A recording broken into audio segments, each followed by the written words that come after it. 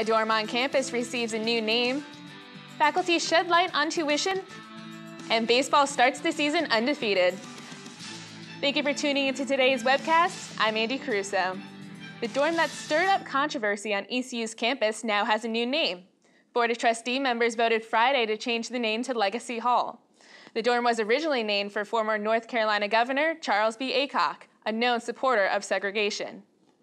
ECU is now expanding their services to students that have served in the military. On Monday, the Office of Student Veteran Services opened a new lounge complete with a study room. ECU plans to add even more resources for the veterans in the near future. In the fall, ECU was recognized for support for student veterans and military service members.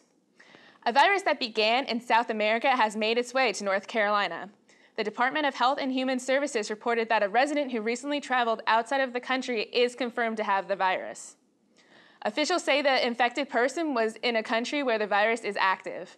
This is the first confirmed case of the state. The Zika virus, originally thought to be transmitted from mosquitoes, can also be transmitted sexually.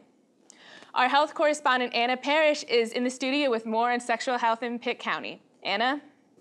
As we mentioned last week, STDs are on the rise. I got up with health officials all over campus to try and figure out why this is the case. With numbers totaling 1,700 cases of chlamydia, 493 cases of gonorrhea, and 31 cases of syphilis, the numbers are at an all-time high in 3 years. These numbers are from a total of all of the health facilities in Pitt County, not just ECU.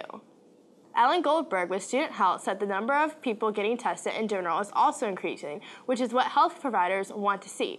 Sexual health professor Brian Kavanaugh explained that communication is crucial in a relationship, which is one thing college students lack the most. Communication is the key to increasing intimacy. For more information about STDs, please visit theeastcarolinian.com. Thanks, Anna. Several ECU faculty members are hoping to shed light on how tuition dollars are used. On Tuesday, the group known as Faculty Forward held a teach-in to inform how the UNC System's Board of Governors uses tuition. Associate Professor Amanda Klein says the UNC system is in a state of crisis due to corporation of higher education, student debt, budget cuts, and tuition increases. The group is planning on attending the next Board of Governors meeting.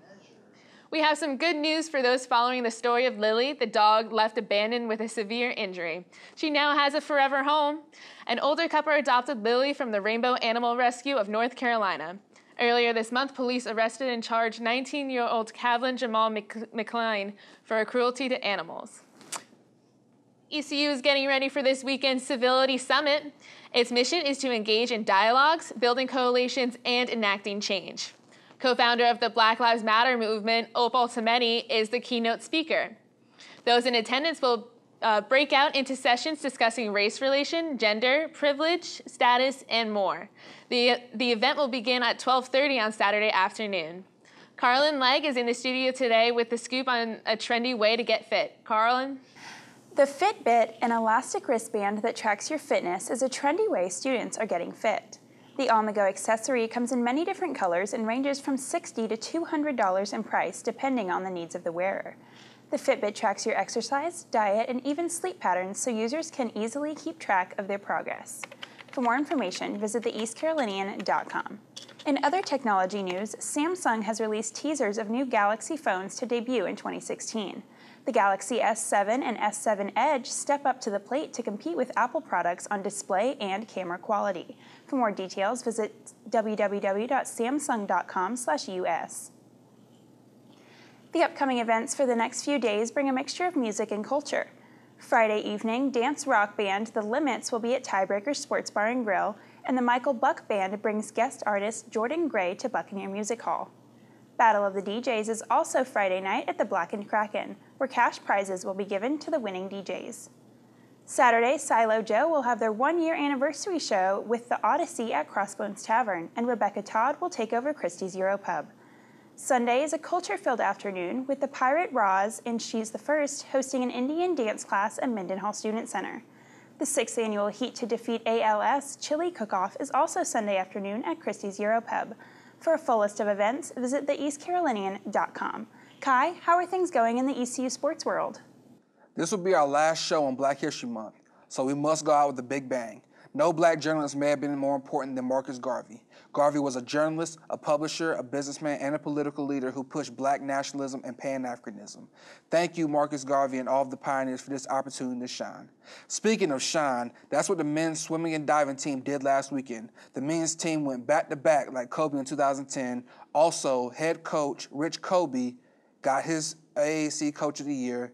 And that also, this was the first team actually last year to win an AAC Conference Championship. And they've now become the third to get one this year. Doing it in dominant fashion as the closest competition lost by 80, the women's team finished a modest 5th. From the ladies in the pool to the ladies on the court, the basketball team made progress this week as they went 2-on-1, with the one being the 3-time defending national champion UConn Huskies. The Pirates are now 11-17 and 5-11 in the conference.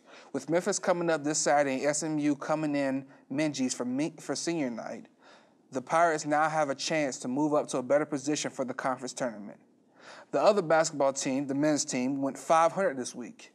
They are now 11-17 and 3-12 in the conference. The Pirates have 2 games coming up this week with Cincinnati and USF. The Pirates also have a chance to move up for the conference tournament. Now we're going to toss it over to Simone Berry, who gives us the recap for the eventful week in softball. Hi, Kai. I went to see the softball team as they hosted their annual Pirate Clash tournament this weekend. The tournament consisted of 3 teams. In the opening day, the Pirates celebrated a walk-off victory against the University of Massachusetts. The second day, they fell short to St. Francis, but dominated Bucknell. The Pirates finished the weekend off very strong with a double victory in the final day. The Pirates, who are now 7-5, will compete in the Citrus Classic in Kissimmee, Florida this weekend against 4 other universities. I'm Simone Berry reporting for TEC TV. Back to you, Kai. Thanks, Simone. Now we'll talk a little baseball. The defending conference champs don't look like they've missed a beat as they swept the Longwood Lancers and gave the Aggies non-fertile land in an 11-2 beatdown.